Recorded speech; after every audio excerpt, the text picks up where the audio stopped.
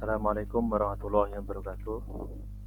Perkenalkan, nama saya Ahmad Faisal Ramadan dari PPG Prajabatan Gelombang 1 Universitas Muhammadiyah Malang, kelas PGSD 09. Kali ini saya akan menjelaskan tentang jurnal refleksi filosofi pendidikan di Indonesia.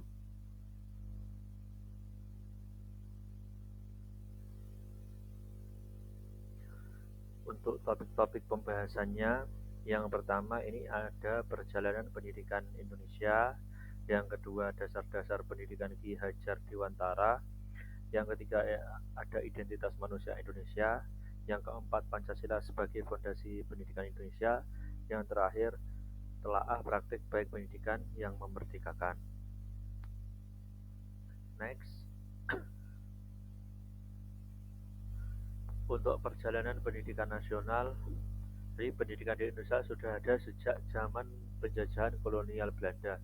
Pendidikan kolonial hanya untuk kepentingan kolonial saja. Pada tahun 1854,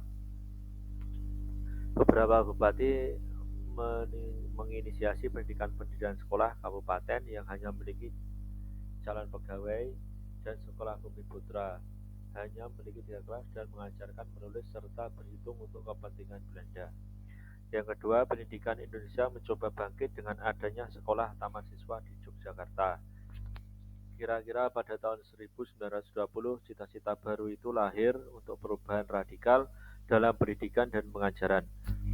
Kemudian pada tahun 1922 lahirlah Taman Siswa, Kemerdekaan, dan Kebebasan Kebudayaan Bangsa yang dicetuskan oleh Ki Hajar Dewantara.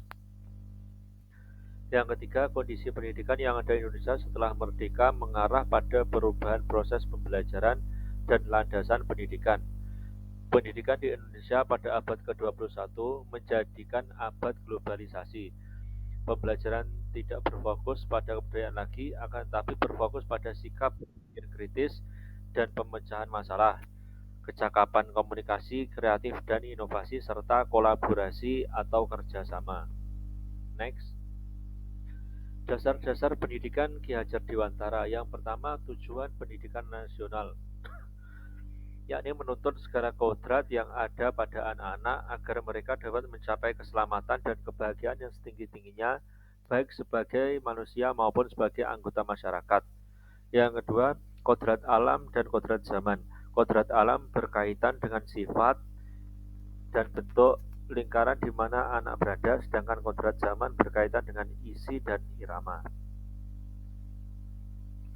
Untuk selanjutnya, yakni dasar-dasar pendidikan Ki Hajar Dewantara. Yang pertama, budi pekerti.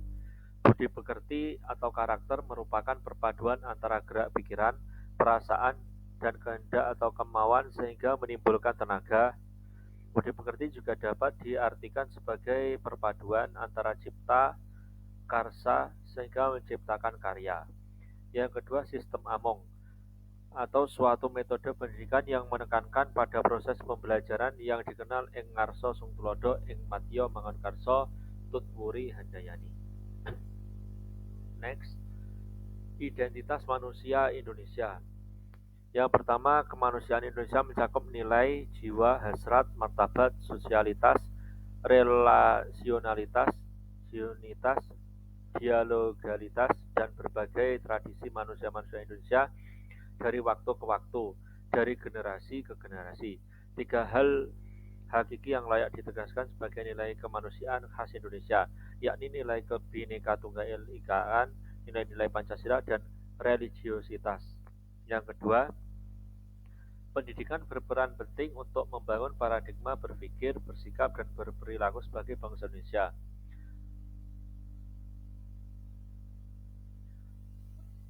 Next, selanjutnya, Pancasila sebagai fondasi pendidikan Indonesia. Ini menyangkut dengan profil pelajar Pancasila yang di dalamnya ada beriman, bertakwa kepada Tuhan Yang Maha Esa, dan berakhlak mulia, berkebinekaan global, gotong royong, kreatif, bernalar kritis, dan mandiri. Yang selanjutnya, telaah praktek baik pendidikan yang memerdekakan. Pendidikan yang memerdekakan adalah pendidikan yang menitikberatkan perubahan secara menyeluruh atau lahir dan batin berdasarkan kodrat alami setiap individu. Kemerdekaan yang dimaksud dalam pendidikan itu bersifat tiga hal: berdiri sendiri, tidak bergantung pada orang lain, dan dapat mengatur dirinya sendiri.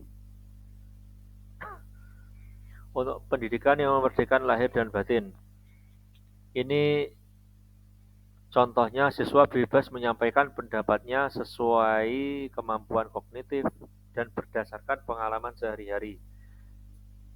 Yang kedua, contohnya guru memberikan banyak pilihan media agar bisa mengetahui kemampuan mana yang maksimal dari siswa atau peserta didik tersebut. Yang selanjutnya yaitu refleksi pengalaman belajar yang dipilih. Ini saya memilih topik 5, pendidikan yang memerdekakan, karena satu, pendidikan yang memerdekakan lahir dan batin, pendidikan yang sesuai dengan filosofi Ki Hajar Dewantara, merupakan pendidikan yang menetapkan sistem among dan memerdekakan. Pendidikan berperan penting dalam menjaga keutuhan, kelestarian kebudayaan yang beraneka ragam, dan keharmonisan kehidupan.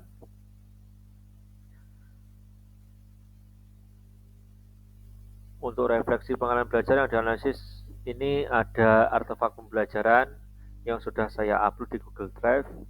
Ini termasuk tugas di RMS, yakni yang saya unggah ini tentang perjalanan pendidikan nasional. Untuk pembelajaran bermaknanya, yang satu, pengajaran merupakan proses penyampaian pengetahuan kepada peserta didik dengan menekankan pada satu aspek saja, yaitu aspek kognitif, afektif, maupun psikomotorik. Yang kedua, pendidikan menurut pemikiran Ki Hajar Dewantara adalah proses memanusiakan manusia atau humanistik, terutama dalam aktivitas belajar atau memerdekakan peserta didik dalam proses pengajaran. Yang ketiga, salah satu upaya dalam memerdekakan peserta didik dalam belajar adalah membentuk suatu lingkungan belajar yang mampu membuat mereka tumbuh menjadi seorang pelajar sepanjang hayat. Next.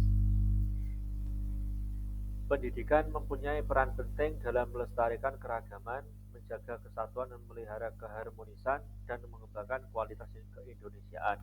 Yang kelima, pengimplementasian nilai-nilai Pancasila tersebut dalam ranah pendidikan bisa dilakukan melalui penguatan profil pelajar Pancasila.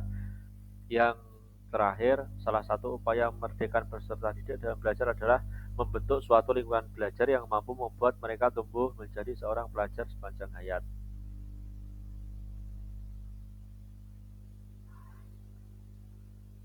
Mungkin itu yang bisa saya jelaskan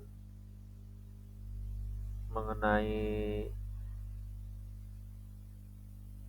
jurnal refleksi filosofi pendidikan di Indonesia.